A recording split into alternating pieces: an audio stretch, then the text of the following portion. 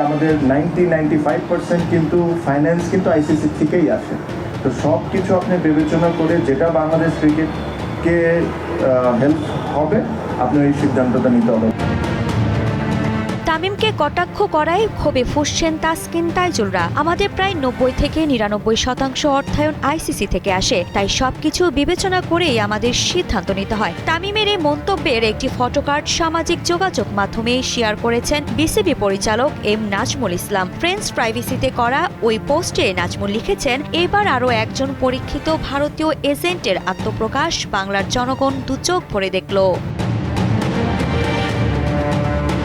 জাতীয় দলের সাবেক অধিনায়ককে নিয়ে করা এমন মন্তব্যের কারণ জানতে নাজমুলকে ফোন করা হলেও বিসিবির অর্থ কমিটির দায়িত্বে থাকা এই পরিচালক ধরেননি। তবে আজ দুপুরের দিকে তিনি সামাজিক যোগাযোগ মাধ্যমে ফ্রেন্ডস প্রাইভেসিতে আরও একটি পোস্ট করেছেন।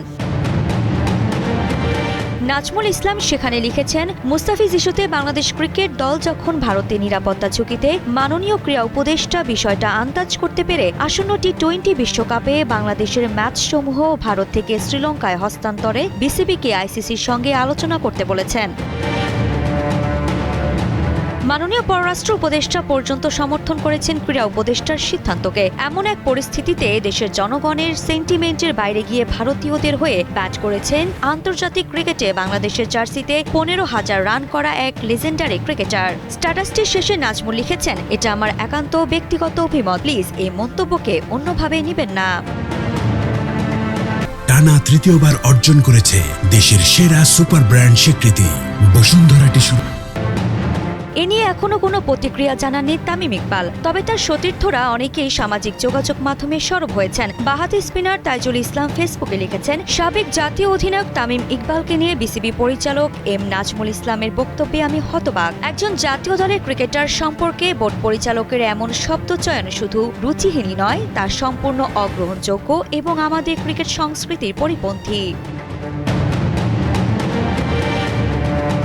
এর জন্য নাজমুলকে ক্ষমা চাইতে হবে বলেও দাবি তাইজুল ইসলামের। এদিকে মেহেদী হাসান মিরাজ তার ফেসবুকে লেখেন, জাতীয় দলের সাবেক অধিনায়ককে নিয়ে সামাজিক মাধ্যমে এ ধরনের নেতিবাচক বক্তব্য দেশের ক্রিকেটের সামগ্রিক স্বার্থে সহায়ক নয় বলেই মনে করি। দেশের ক্রিকেট ও এর সুস্থ সম্মানজনক পরিবেশের কথা ভেবে আশা করি সংশ্লিষ্ট মহল বিষয়টি গুরুত্বের সঙ্গে বিবেচনা করবে এবং ভবিষ্যতে আরও দায়িত্বশীল ও সংবেদনশীল অবস্থান নেবে।